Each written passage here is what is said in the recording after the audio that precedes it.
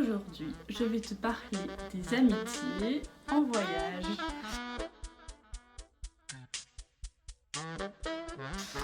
Alors, comme je l'ai dit dans ma vidéo en Australie, là-bas je ne me suis pas fait d'amis. Donc c'était assez triste, j'étais assez seule. Franchement, je me parlais toute seule dans la rue, pour être honnête, et j'avais l'impression de devenir folle. Donc je me suis dit, au Chili, je ne refais pas la même erreur. Même si en Australie, j'ai pas eu l'occasion d'avoir beaucoup d'interactions, à part à Sydney, où je n'ai pas osé aller parler aux gens, je me suis dit, au Chili, je peux pas refaire l'erreur, je veux pas être toute seule, je veux rencontrer des gens. Donc je sais pas si j'aurais déjà publié une vidéo sur le Chili, mais ça prend plus de temps que prévu parce qu'il y a tellement de choses à raconter, ça prend beaucoup de temps. Donc voilà, mais peut-être que ça arrivera, peut-être que ce sera déjà arrivé, peut-être que ce sera plus tard. Mais donc là je vais me concentrer juste sur les amitiés que j'ai eues et pas spécialement sur le voyage en tant que tel. La première amitié que j'ai eue, on va dire, c'était lors du woofing, où là je travaille dans une ferme et j'ai aidé un des employés à parler anglais.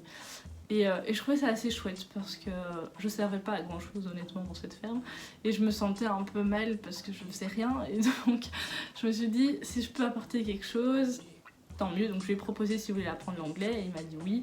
Donc c'était pas facile parce qu'il parlait espagnol, je parle français, un peu espagnol, un peu anglais, lui pas anglais. C'était pas facile, mais je pense que j'ai quand même réussi à lui faire apprendre bonjour, comment ça va, j'ai 18 ans et voilà, c'est déjà pas mal. Mais donc voilà, je pense que, on a créé un petit lien quoi, donc on essayait de discuter, je lui m'a un peu raconté d'où il venait et tout ça, et moi je racontais mes trucs. Ensuite je continue mon périple et là j'arrive dans une auberge de jeunesse et je suis dans une chambre à 5 et j'arrive, je suis toute seule. Le deuxième jour je pense, il y a 20 qui arrivent. Et je pense, si je me souviens bien, il est arrivé au matin et là il partait pour aller faire une expédition et moi c'était l'après-midi je pense, donc le matin j'étais là ou c'était l'inverse, enfin bref. Et donc je le vois et je me dis ok, là je fonce, je veux me faire un ami. Et donc je lui dis oui quand tu reviens, si tu veux on va manger à deux à midi. Et donc il me dit ok pas de souci, donc trop bien. Et donc j'étais un peu nerveuse, je me dis bon, en soi j'ai rien à perdre, enfin je suis toute seule, il est tout seul, autant faire connaissance. Donc voilà, on se rejoint pour midi, c'est un peu gênant, enfin pas gênant mais on n'a pas grand chose à se dire et puis mais on accroche quand même bien et donc on décide le lendemain de faire une activité à deux. Et c'était une activité où on se baladait beaucoup et tout, donc c'était assez chouette. Et là, c'était incroyable. Franchement, je ne saurais pas comment décrire cette rencontre, mais en fait c'est assez marrant parce que donc il est signe bélier et c'est important parce que moi aussi je suis signe bélier, mais lui il croit super fort à l'astrologie et donc il avait lu que c'était le mois des rencontres, le mois de l'évolution, et etc., etc. Et moi j'étais dans la même démarche aussi de je voulais évoluer, je voulais découvrir de nouvelles choses, je voulais sortir de ma zone de confort en voyageant toute seule et en allant parler aux gens. Et lui aussi il avait besoin d'un nouveau départ, c'était son premier grand voyage en 3 ans, un truc comme ça. Et donc on a super fort accroché parce que on avait les mêmes ambitions, la même vision des choses et c'était juste incroyable quoi, comment on a fusionné dans ce qu'on disait et c'était juste tellement fort, genre je considère comme limite mon meilleur ami alors que on a eu une journée ensemble. Mais c'était vraiment incroyable. Et le soir, on a fait une première soirée à deux mais il devait partir parce que il avait une activité au matin et le soir avant qu'il doive partir on a refait une soirée et c'était vraiment la soirée on était dans un bar, on a commandé des pizzas, on buvait des bières et on a juste discuté toute la soirée et puis le matin je me suis réveillée à 5h, 6h pour partir, pour lui dire au revoir avant qu'il parte et c'était juste beau quoi, je sais pas comment expliquer, on a vraiment eu un lien fusionnel et là maintenant donc, on s'est rajouté sur Instagram et on se parle pas beaucoup mais je vois ce qu'il fait donc Enfin, ça me fait plaisir de voir des nouvelles de lui. De temps en temps, on s'envoie des messages. Mais bon, après, c'est assez difficile avec la distance, parce que du coup, il habite au Brésil. Mais je sais que si un jour je vais au Brésil, j'irai lui rendre visite, c'est sûr. Et je sais qu'il m'acceptera chez lui et qu'il n'y aura pas de problème. Donc franchement, oui, c'est assez exceptionnel. Et enfin, franchement, c'était... Oui, je sais pas comment expliquer, mais c'était juste dingue. Puis voilà, il est parti. Et franchement, le lendemain, j'ai pleuré toute la matinée. De base, je suis pas quelqu'un qui pleure souvent. Mais là, je me sentais tellement seule en un coup.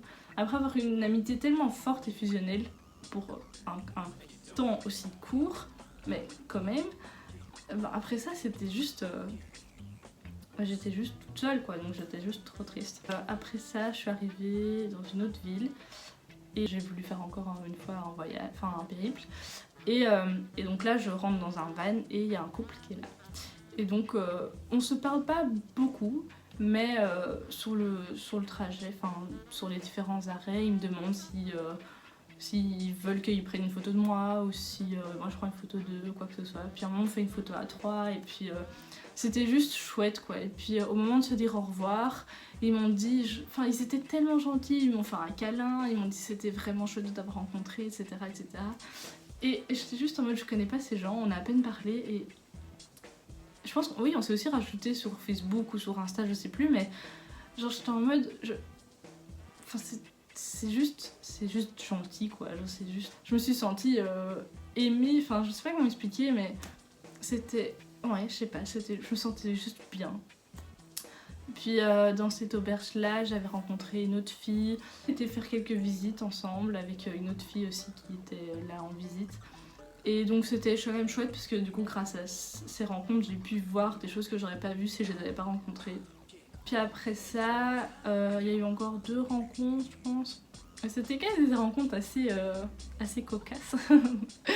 Mais donc il y avait encore une fille qui était dans ma chambre, donc c'était une chambre de 9, un truc comme ça, et on était à 2 dedans.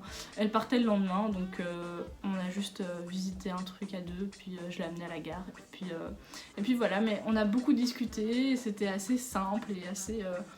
genre, on a besoin d'un moment de sociabilité, on a besoin de parler avec des gens, et du coup c'était juste... c'était sympa. L'histoire que je vais vous raconter maintenant, franchement, c'est franchement, c'est... Je sais même pas comment expliquer, mais donc c'était, je pense, l'après-midi après que cette fille soit partie. En fait, j'ai senti, sur le trajet, j'ai senti quelqu'un qui mettait sa main dans mon sac pour prendre mon portefeuille ou je ne sais quoi. Heureusement, il n'y avait rien dans cette poche, mais sur le coup, ça m'a vachement traumatisée. Donc, elle était partie, j'étais toute seule et...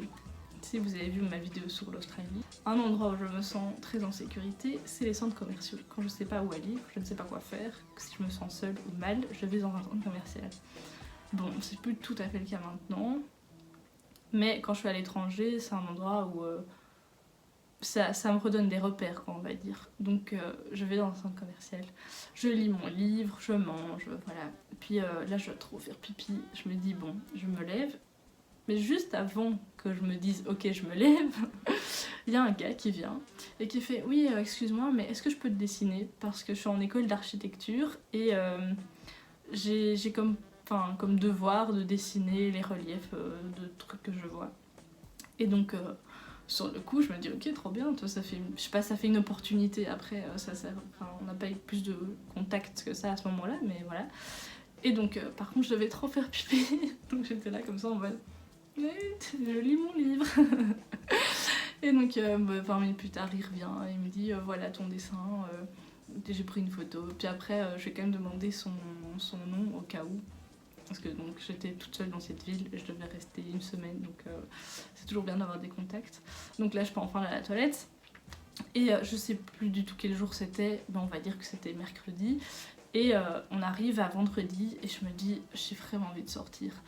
Donc je lui envoie un message en mode oui voilà tu fais quoi ce soir, est-ce qu'il y a une soirée ou quoi, parce que je pense qu'il avait 1 ou 2 ans de moins que moi donc voilà, donc je le contacte puis il me fait ah oui on va à une soirée avec des amis, prends ce bus là, je viendrai te chercher puis après on ira chez ces gens là et puis voilà on fera la fête.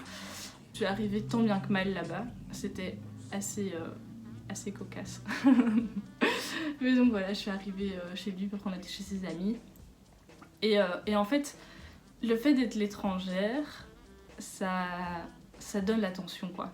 Les gens commencent à te parler, les gens ont de l'attention, quoi. Et donc ça, c'est sympa parfois quand même. Et puis bon, après, je me débrouillais pas très bien en espagnol non plus, et il parlait pas très bien anglais. Donc c'était un peu compliqué parce que quand il parlait, j'avais du mal à comprendre. Donc j'étais un peu là en mode salut.